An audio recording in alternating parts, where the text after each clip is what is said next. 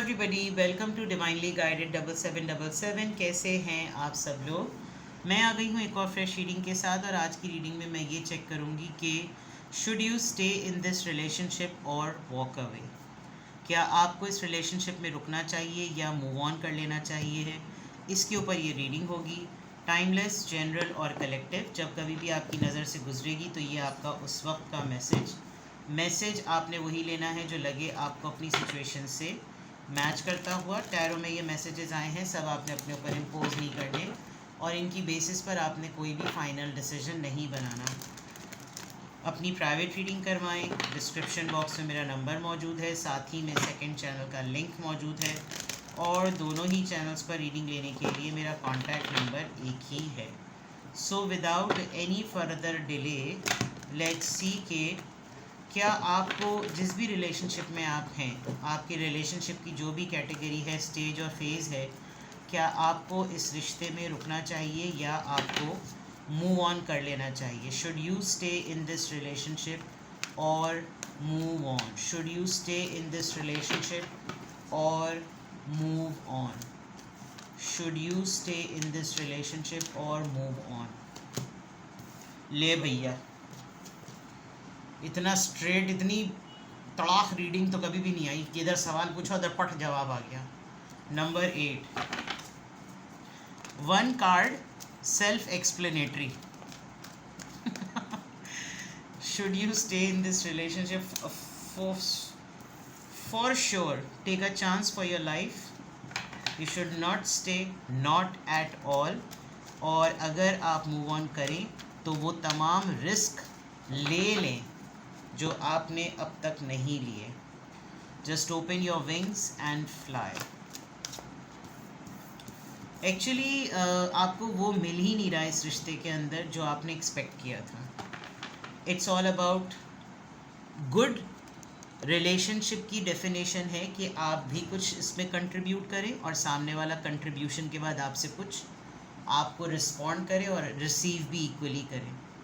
थोड़ा बहुत आप डालें, थोड़ा बहुत वो डालें, कभी नरम, कभी गरम, कभी ठंडा, कभी मीठा, कभी खट्टा, और हर कोई अपने हिस्से का इसमें कंट्रीब्यूट करे, चाहे अगर इसमें फैमिली ही क्यों ना इन्वॉल्व हो। बट अगर ये वन साइडेड हो जाता है और सिर्फ रिसीविंग ही रिसीविंग चल रही है तो it is not at all right. एक बात, क्या आपको इस रिलेशनशिप में रुकना चाहिए? स्ट्रेट आंसर है कि यू शुड मूव ऑन। मेरे ख्याल में अब हाफ वे निकल ही चुके हैं। It is only a matter कि कोई एडमिट कर ले और कन्फेस कर ले कि बस अब नहीं रुकना, अब आगे बढ़ना है और आगे जाना है। बिकॉज़ जो मैं चाहती हूँ करना वो मुझे करने को नहीं मिल रहा, जो मैं स्पेस चाहती हूँ वो मुझे मिल नहीं रही, मेरे बहुत से ड्रीम्स हैं वो पूरे हो नहीं रहे, मुझे बहुत से काम करने हैं वो मैं कर नहीं पा रही, मैंने क्या सोचा हुआ था वो उस तरह हो नहीं रहा, मैंने इस रिश्ते को ऐसा नहीं सोचा था वैसा ये चल नहीं रहा, इसमें बहुत कुछ लगे ही चले जा रहा है। मेरी फैमिली, मेरी सेल्फ़ रिस्पेक्ट, सब कुछ मेरा इसके अंदर जा रहा है, और गिविंग एनर्जी ज़्यादा है, और सामने वाले की तरफ से मेरी गिविंग एनर्जी की तरफ से सिर्फ रिसीविंग है। तो कुछ इक्वल बैलेंस नहीं है इसके अंदर। तो स्ट्रेट अवे अभी तक तो बिल्कुल क्लियर आ गया है जवाब, that you should directly move on without taking a single second. ठीक है, now let's see, should you stay in this relationship और move on. Should you stay in this relationship और मूव ऑन। क्या मसाइल हैं जिसकी वजह से आपको या तो रुकना चाहिए या मूव ऑन कर लेना चाहिए? क्या मसले मसाइल हैं? Let's see the issues. क्या मसले मसाइल हैं? Alchemy, sexual art. आपके पर्सन आपको बहुत ऊट पटांग हरकतों के लिए फ़ोर्स करते हैं, मेल हो या फीमेल। दोनों में, आप दोनों के दरमियान जब बोल्ड सीन्स होते हैं, बोल्ड अटैम्प्ट्स होते हैं, तो बहुत ही कुछ अलग ही लेवल के हो जाते होंगे। और एक्चुअली मैं आपको ऑनेस्टली बताऊं, आप इस रिलेशनशिप से मूव ऑन की एनर्जी में इसलिए भी हैं, you are a very different individual. जो एल्केमी जो है ना, एक वो स्पिरिट या वो इंसान होता है जो सदियों में उसकी हर चीज़ बाय डिफ़ॉल्ट बहुत यूनिक होती है। नेचर बहुत डिफरेंट होगी, जैसे स्टार सीड्स होते हैं, और इस दुनिया की हर बात पे उनको सुन तो लेना सही लगता है, बट दे डोंट फॉलो, क्योंकि वो उन चीज़ों ये जो दुनियावी चीज़ें वो उनको बहुत इरिटेट कर रही होती हैं. फॉर एग्ज़ाम्पल, आपके लिए इमोशनलेस इंसान आपकी ज़ीरो टॉलरेंस लिस्ट पर है. सेल्फ रिस्पेक्ट के आगे आप कुछ कॉम्प्रोमाइज़ नहीं करते. आपने अपनी लाइफ में बहुत सारी ऐसे एक्सपीरियंसेस गेन किए हैं कि अगर कोई आपकी जगह कोई और हो तो उसका तो दम ही निकल जाए. Alchemy is a very very different unique individual, जो कि सदियों में सालों में जाके कोई ऐसी पौध जो है ना वो दुनिया में आती है. एक बात. दूसरा, it's too hard for your person to digest your aura. you're too difficult अपने पर्सन के लिए. वो आपको समझ ही नहीं सकते. उनको समझ ही नहीं पड़ती कि आप पल में क्या होते हैं और दूसरे पल में आप क्या होते हैं. यानी बर्दाश्त आपके लिए ऐसी है. मैं zero tolerance in terms of negativity कह रही हूँ कि आप बुराई पर आपकी ज़ीरो टॉलरेंस है, लेकिन वैसे आप बहुत टॉलरेंट पर्सन हैं. आपने अपने साथ होने वाली बहुत सारी ज़्यादतियों पर सब्र का घूंट पिया है कि यूनिवर्स ही मामला करेगी, और ऐसा हुआ भी है. दूसरा, see how teachable are you. आप रिलेशनशिप में ये नहीं समझते हैं कि मुझे कोई बिगड़ी हुई औलाद दे दो जो कि पुख्ता उम्र की हो और उसको फीडर की और किसी और चीज़ की ज़रूरत नहीं है, बस उसको पालो. You don't believe in this. Although आपको ये सही लगता है कि आप गलत को गलत और सही को सही कहें, लेकिन आप इस बात पे बिलीव नहीं करते कि अगर दो एडल्ट्स एक रिलेशनशिप में हैं तो उनको बिल्कुल उसमें बैलेंस लेकर चलने की बहुत ज़रूरत है. लवर लवर ही होता है, लवर माँ या बाप नहीं बनता. मर्द हजरात की कैटेगरीज में बड़ी डिफरेंट होती है, but when you are a companion of someone, आपकी ये बिलीफ नज़र आ रही है कि आप अपने कंपेनियन को अपनी औलाद की तरह ट्रीट नहीं कर सकते, क्योंकि एक वक्त पर आकर आपको भी वही चीज़ें चाहिए जो आपका पर्सन आपसे डिमांड कर रहा है, गिविंग एंड रिसीविंग. तो tell me one more thing about कि आपको इस रिश्ते में रुकना चाहिए या मूव ऑन करना चाहिए. इंट्रैपमेंट, अननेसेसरीली आपको बहुत सारी वो चीज़ें करने के लिए रोका हुआ है जो आप शायद बड़े मिनटों में कर सकते हैं. ऐसे कर सकते हैं कि जैसे पता ही नहीं चलेगा सामने वाले को, लेकिन आपका पार्टनर आपकी पोटेंशियल्स को जानता है और वो चाहता है कि सिर्फ ये मेरे मातहत रहे, मेरे हुक्म पर ना चले, और ये मुमकिन नहीं है. आपके लिए ये बिल्कुल भी मुमकिन नहीं है, बिकॉज आपकी एनर्जी में ही अल्केमिस्ट नज़र आ रहा है. And this category is so difficult. Even आप अपने सिबलिंग्स में बहुत डिफरेंट होंगे, आप अपने ख़ानदान में बहुत डिफरेंट होंगे, आप अपनी सोच में बहुत डिफरेंट होंगे. आपको आपकी दुनिया ने, जो दुनिया में आपने लोगों को अपनी लाइफ में बियॉन्ड ब्लड रिलेशन और ख़ानदान के अलावा जिस दुनिया को आपने गेन किया है, उस दुनिया ने आपको बहुत वैल्यू किया है. आपको आपके अपनों ने वैल्यू इतना नहीं किया, बिकॉज़ आपके अपनों को तो बहुत ही आपकी एनर्जी ट्रिगर करती है, because they can not stand. वो थोड़े से सेल्फ सेंटर्ड और वो अटेंशन सीकर होंगे, तो वहाँ तो उनकी चलती नहीं होगी. और आपका पर्सन आपकी वैल्यू को जानता है, वो आपको अच्छी तरीके से समझता है कि आप क्या चीज़ हैं और आपको क्या चीज़ टिका कर जो है ना वो चलानी है, और जिसकी वजह से ये पर्सन आपको मानता है.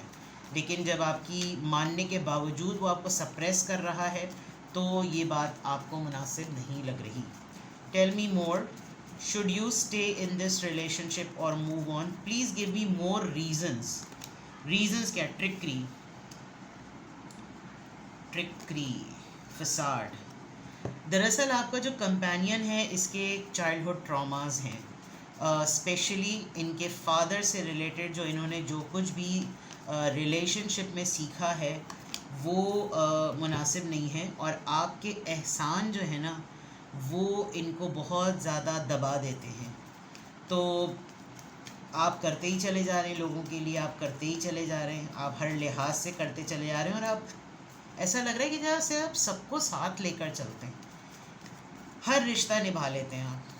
Including your partner. बट ज़ाहिरी बात है, एक लम्हे पर आकर इंसान ये सोचता है कि भाई मुझे कोई रिश्ता तो कोई रिवॉर्ड दे, कोई रिश्ता तो रिगार्ड करे, कोई कुछ कर ही नहीं रहा। आपके पार्टनर आपको इस रिलेशनशिप में काफ़ी कहानियाँ घुमा देते हैं। वैनिटी, आप ना मटीरियलिस्टिक नहीं हैं, सबसे इम्पॉर्टेंट बात। लेस इज़ मोर पे बिलीव करते हैं।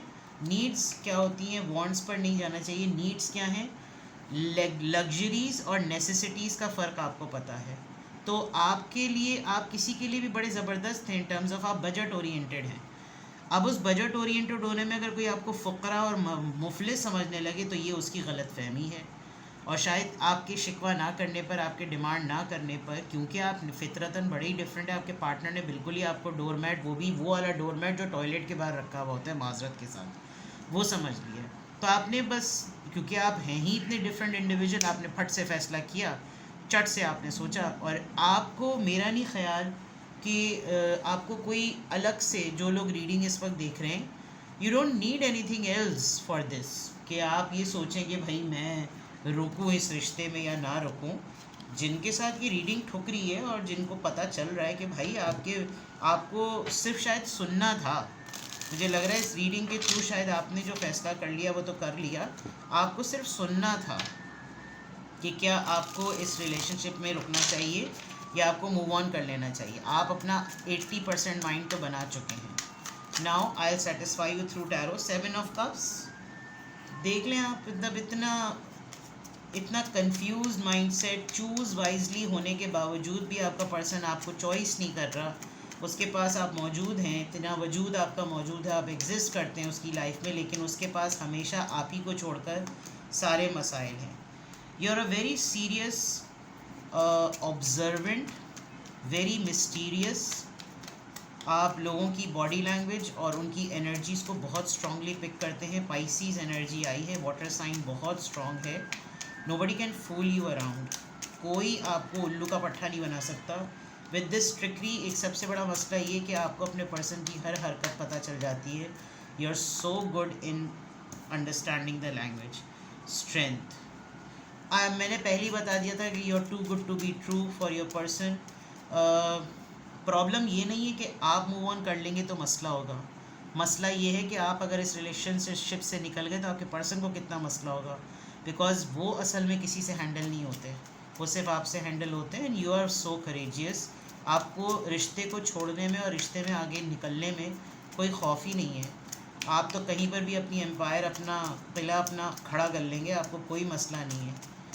आपको बस ये प्रॉब्लम है कि मतलब आपको नहीं है, मसला इस रिश्ते में ये है। The star, you are so creative, Aquarius energy है बहुत स्ट्रॉन्ग। आप अपनी लेगेसी कहीं पर भी बिल्डअप कर सकते हैं, कहीं पर भी उसको सेटल कर सकते हैं। You don't need anybody. तो should you stay in this, मुझे लग रहा है आप बहुत टैलेंटेड पर्सन हैं। आप जो भी काम करते हैं, आपका जो भी काम है, आप राइटर हैं, ऑथर हैं, आर्टिस्ट हैं, मीडिया वर्कर हैं, एडवर्टाइजिंग एजेंसी है, बैंकर हैं, क्रिएटिव फील्ड से हैं, आर्टिस्ट हैं, स्केचिंग करते हैं, पेंटिंग करते हैं, मॉडलिंग करते हैं, जो भी करते हैं, आपका एक क्रिएटिव काम है। एंड आपको उसमें इन्हांसमेंट और मॉडिफिकेशन बार बार करनी होती है। And you are so good at it. इतना आपका मज़ेदार किस्म की आपकी एनर्जी है। और इस रिश्ते में आने के बाद आप अपना पूरा वो साइड आपने एक डब्बे में बंद करके साइड पे कर दिया था।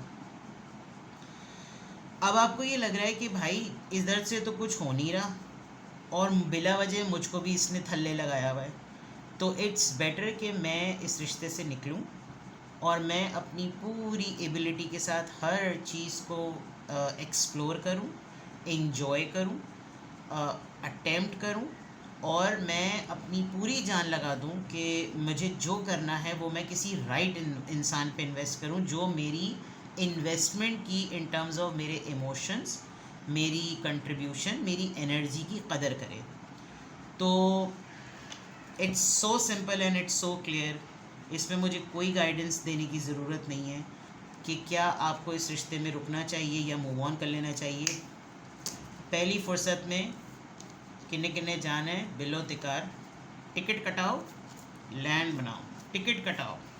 तो पहली फुर्सत में जनाब आप टिकट कटाएं और लाइन बना लें, क्योंकि आपने बिल्कुल भी रुकने की ज़रूरत नहीं है. But even then it's a big decision, it's a very big decision. तो अगर आपको फिर भी आपको लगे कि आपने तो रीडिंग में बड़ी आसानी से कह दिया, क्योंकि मैं जनरल रीडिंग कर रही हूँ, अगर आपको किसी भी पॉइंट ऑफ टाइम पे लगे कि मुझे थोड़ा सा और गाइड कर दें कि आपने तो रीडिंग में तो ये कहा है और ये रीडिंग मुझसे 100% मैच हुई है, जो कि मुझे सब लोग फिर तकरीबन रोज़ ही मेरी बहुत सारे लोगों से मैसेज पे बात होती है और वो मुझे रीडिंग का फ़ीडबैक दे रहे होते हैं, कुछ क्वेश्चंस पूछ रहे होते हैं, रीडिंग ले रहे होते हैं.